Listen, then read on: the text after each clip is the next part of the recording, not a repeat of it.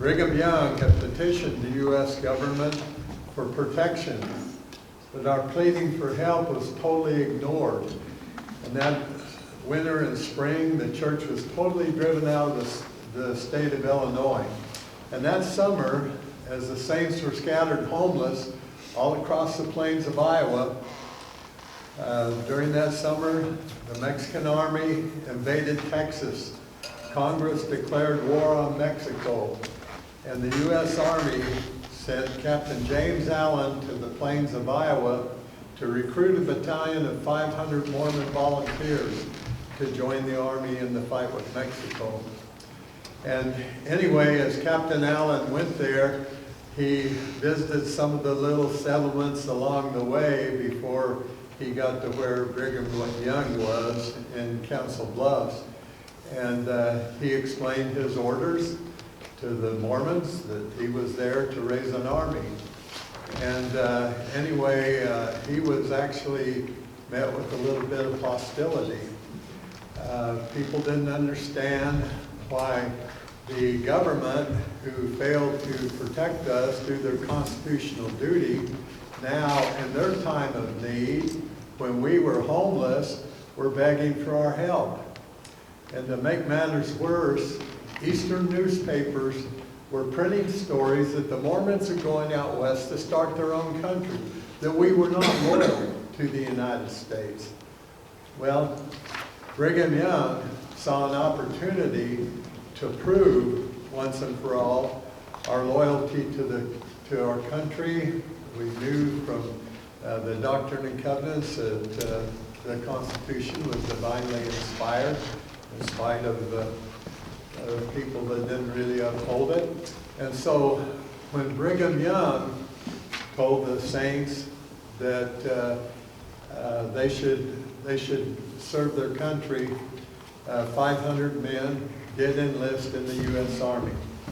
Now, before they left their families behind in Iowa, Brigham Young assembled the battalion to give them counsel and a prophetic blessing. He counseled them to keep the commandments of God, have their prayers morning and night. We've heard this all our life, right? To obey their commanders and to respect the life and property of everyone that they came in contact with. Well, they were going to war, right? Well, anyway, that was his mandate to them.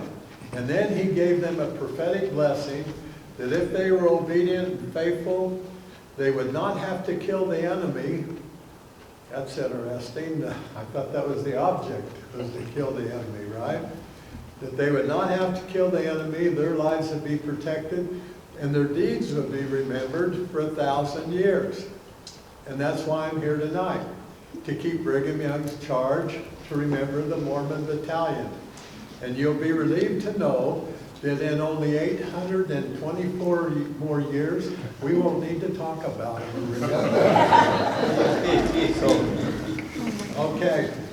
Well, Captain Allen, hey, we're going to do this. Okay, my fear is I'm a descendant of Captain Jefferson Hunt. He was the captain of A Company, and that's because he had been in the military, and then also he had 2 older teenage sons that he recruited first, and so he got the first 100, that's a company size, and so he got named the captain of that company. And I live in fear of running into Brigham Young or Captain Hunt someday, and I don't want him calling me a slacker. So anyway, we're going to remember the battalion whether you like it or not, okay? So Captain Allen, he marched the battalion out of Council Bluffs, Iowa, to 200 miles south down the Missouri River to Fort Leavenworth, Kansas. And there at Fort Leavenworth, they were issued 40-pound backpacks, 12-pound muzzle-loader rifles, and they were given a uniform allowance. That is money to purchase their uniforms. I remember I got that when I joined the Air Force. And anyway, at Fort Leavenworth, with the uniform allowance, and that's where they got their first paycheck, most of the men elected to have it sent back to their destitute families in Iowa. So a few men got old, worn out uniforms. Most of them got no uniforms at all. Now picture an army marching along without any uniforms. But that's the way it was. They left Fort Leavenworth and marched across the southern Great Plains, Kansas, Oklahoma, to Santa Fe, New Mexico. Along the way, Captain Allen died, and he was very popular with the men. He was very good to them. But the Army sent orders ahead to Santa Fe to Colonel Philip St. George Cook to take command of the battalion when it reached Santa Fe. Colonel Cook was a West Point graduate. He was a career soldier. That was his life. Colonel Cook was a gentleman. The only thing he swore at were mules and Mormons. And you can imagine what Colonel Cook thought when he saw his ragged army come marching into Santa Fe without uniforms, without military training or military discipline. Some of his new soldiers are 16-year-old boys. He was very upset. And here the cavalry had gone on ahead and left him behind. He had to take charge of these Mormons. And one reason that he was really upset, he wrote his wife back east, and he says, "This is going to ruin my career in the military." He says, "I've got to march these untrained men across the unmapped desert Southwest, and the hardships will be terrible, and they're going to quit and desert on me, and it'll just ruin my career." Colonel Cook marched them south out of Santa Fe, 300 miles down the Rio Grande River, and then they turned west across the wilderness of what is today southern Arizona. Do we have any ASU fans here? Do we have any Sun Devils? There you go. All right, if you are a Sun Devil fan, you still believe that southern Arizona is an uncivilized wilderness, right? Okay. Well, when they reached the San Pedro River, the battalion was attacked. Brigham Young said they were going to stay out of combat. They were attacked by a herd of wild black Mexican bulls. These bulls had been abandoned by the Mexican ranchers. Well, the Mexican ranchers had been killed by the Apaches. That's why they were abandoned. And they'd gone wild and feral. And anyway, as the battalion comes down the river, it's kind of closed in on each side, and the bulls got all riled up, and so they attacked the battalion. They overturned the supply wagons. They had 30 supply wagons that were drawn by mules. They gored some of the mules to death, and they gored and trampled some of the men. But because of faithfulness and a prophetic blessing, none of the men were killed. They were able to heal from their injuries.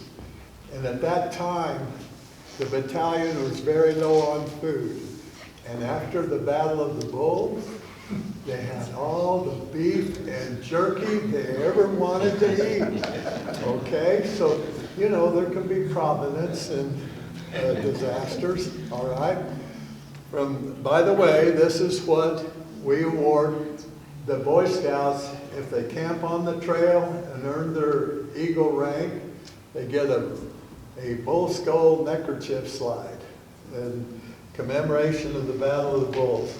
Afterwards, I'm going to leave a couple of handouts over here that you can take as you leave, and it'll tell you where all the different visitor centers are for the Mormon Battalion. There's quite a few monuments you probably haven't heard of, and some are very close. Okay. Well, after the Battle of the Bulls, they marched west to Tucson, the old Pueblo, and the Mexican army was waiting for them there in a fort. And Colonel Cook sent word into town to the commander that the Mexican army would surrender to us or they would be attacked. Now, we did outnumber them a little bit, but they were in the fortress, okay? And the problem was the battalion didn't have artillery. And if you siege a fortress without first blowing holes in the wall, what's going to happen? it's going to be a bloody mess. And so, anyway, all that night, the way the battalion prepared for battle, they prayed for deliverance. They really did. And they're hoping that Colonel Cook was bluffing. They're going to bypass Tucson. But they needed to resupply, and that was their mandate, to take Tucson. Next morning, he assembled them in battle formation, and they marched on the city. And we got into University of Arizona, fans here, grads, okay. Well, if you're U of A, you know that your big cheer is bear down. And so Colonel Cook said bear down as he led them into Tucson. So see, that way I cover myself. Okay, so as they reached Tucson, people came out and told them that the Mexican army had fled south during the night, abandoned the city. They marched into Tucson without firing a shot. And there, the battalion raised the first American flag that would ever fly over what would become Arizona. At that time, Tucson was actually part of New Mexico territory. Okay, well, it was actually Mexico territory. And after the war, it was New Mexico territory for a while. All right, they raised the American flag. Christopher Layton had brought it from Nauvoo, the city that we've been driven out of by our own citizens. And anyway, what happened, Tucson was nearly abandoned. The Mexican army told the people, hey, the gringos are coming. They're going to kill you and steal everything you have. But they remembered Brigham Young's charge to treat everyone with respect, people and property. And so they treated the people of Tucson as friends. They offered fair trade in exchange for the supplies that they needed. The word spread real quick and the city repopulated. And then they invited the people of Tucson to become citizens of the United States. And after the Gadsden Purchase was signed, when we paid Mexico $10 million for the land that they had abandoned, it was one of the first times in history that a foreign people with a foreign language and culture were brought into another nation with virtually no rebellion or protest. And part of it is everybody there in Tucson, they just kept their own place and their own property, and they actually made little money on the battalion, okay? And they liked those blue coat soldiers. And ironically, the way Arizona came into being is during the Civil War. It was part of New Mexico territory. And President Lincoln, he knew that Santa Fe allowed Indian slavery and black slavery. And also, Santa Fe had kind of sided with Texas in the Confederacy. And then he found out that the people in Tucson, they liked the blue coats. And so President Lincoln, by executive order, takes Congress to make a state. By executive order, though, he split New Mexico territory right down the middle, east to west. And New Mexico territory that used to go to the Colorado River, we got half of New Mexico, and it became Arizona by executive order. Why? It was over slavery. And so anyone talks about Arizona, we came into being because we did not look upon slavery with any allowance. Okay, from Tucson, they went north along the Santa Cruz River, and they came up to the Pima Indian villages. They're still just 30 miles south of us today, down at Santan and Zacatone. And there they saw how the Pimas, and then west of them, the Maricopa Indians, they were able to irrigate and farm the little arid river valleys. And these Mormon pioneers from back east, they'd never seen anything like that before. And so what's interesting is when they got back to Salt Lake, really it was the battalion soldiers that kind of saved them because they knew what to do. The genius Orson Pratt, he really was a genius. He's trying to figure out how to plow that old dry ground, and they had to come in and say, well, you dam up the creek and you flood it out, and you turn the shovel every day, and when it finally gets where it's soft enough to dig, but it doesn't stick the mud to the shovel, then you can plow it. And so anyway, those are just some of the blessings from the battalion. Well, at the Pima and Maricopa Indian villages, they traded with them for vegetables, for melons, and things like that. And then they headed west along the Gila River, and there, this is the part of the trail that our scouts hike and camp on. And it's about 20 miles west of the little town of Maricopa. Okay, when they reach the Colorado River and cross the Colorado River, then the going really got tough. They had to cross the deadly Mojave Desert, the sand dunes of Southern California. And it's a good thing it was in January, or they would have perished. They had to tie long ropes onto the corners of their wagons, and the men had to help their dying mules drag the wagons through the sand. And they nearly perished from dehydration and exposure. Finally, they reached the Pacific Ocean, 2,200 miles from where they'd begun in Council Bluffs, Iowa. It's the longest march in U.S. military history. No infantry march has covered half of that distance. Well, they got to San Diego the end of January, and their families were freezing to death at winter quarters in Council Bluffs. And they had a beautiful winter and were finally able to relax a little bit. And then in San Diego, they built a fort. Then they built the first red brick courthouse in all of California. That was one of the first things they wanted to do in the Army, was bring law and order to California. And then they performed the first Eagle service projects. They whitewashed most of the houses in town as a free service to the Mexican people.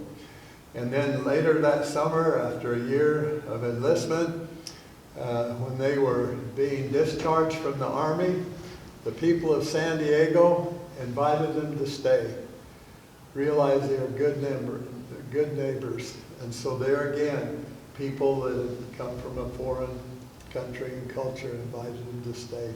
The Army offered re-enlistment to all of the men, but except for the single men that were told to stay and work in California and hopefully bring some supplies to Salt Lake, the married men, of course, they all wanted to get back to their families and their wives.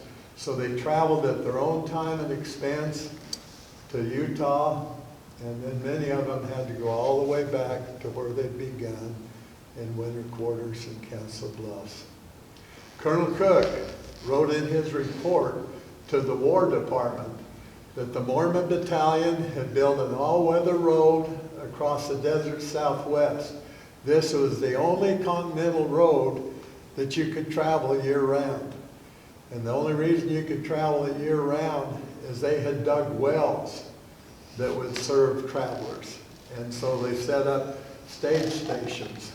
This became the major route, year-round route of the California 49ers, later the Butterfield Stage Line, then the Southern Pacific Railroad, and today it is the route of Interstate Highway 8.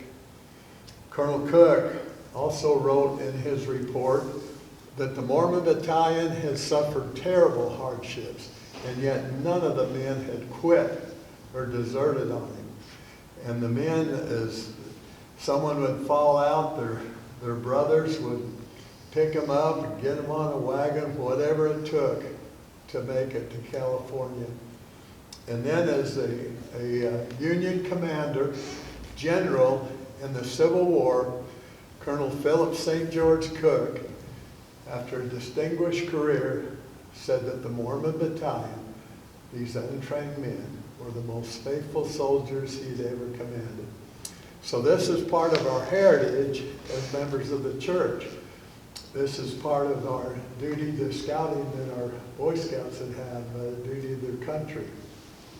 And now, even though scouting has left the church, okay, we still believe in God and country and loyalty and everything. Scouting has had some problems. But now what has happened is our prophet, President Nelson, he has asked all of the youth in the church, the young men and the young women, to enlist in the Lord's battalion to gather Zion, gather Israel in the last days on both sides of the veil. And in this last conference, you know, this President Nelson's opening address, followed by Elder Ballard, President Ballard. It's, come on, the pandemic's over. We've got to become missionaries. We've got to do our genealogical work, our temple work. We've got to gather Israel on both sides of the veil. So that's part of the legacy of the Mormon Battalion, and appreciate that. Got some, excuse me, some handouts if you'd like them. Also, this is what the Scouts get. They get this little patch. Some of you, if you might have a jacket that you like sewing patches on, like Bill or whatever, well, this pretty cool patch, shaped of the state of Arizona, and the colors of the Arizona flag, and then the trail across southern Arizona. Any questions? Okay. Yes, sir. You've given so many bits of history that have never been in my ears before about what you said about the process. But what about Captain Cook, when he was expectant of a bunch of rebellious people he had negative attitude about before they even met them? How did he adapt? What did he do? It was a process of time. Kind or cruel? You know what? He was actually a harsh leader, and that was a good thing, because crossing that desert, if you're just going to leisurely go across it, you're going to starve to death or you're going to die of thirst. They did have some old mountain men that were scouts and stuff like that to help find the water holes. But, you know, he was kind of a slave driver. But over time, he gained respect. And are any of you related to Christopher Layton, Gila Valley? He was the man of the century in Gila Valley. He's the one that started the Gila Academy, you know, which basically Arizona didn't have any high schools except for the Snowflake Academy and the Gila Academy. And so our people, we've always believed in education and stuff. And he was first stake president over there and everything. Well, he tried to get a mule across the Colorado River, and they would swim the mules, and then they'd tar up the wagons and float them across and everything. And anyway, this mule was foundering. He was scared. He didn't want to cross the river. He kept turning back and everything. And finally, Christopher Layton, he says, you know, I got to let this mule come back or I'll drown him. And Cook, he said, young man, dang everything, you get that mule across there, I'm not going to drown that mule myself. And he says, well, young man, you'll never amount to a thing. So he wasn't very prophetic like Got patches, handouts. I want to thank you, John.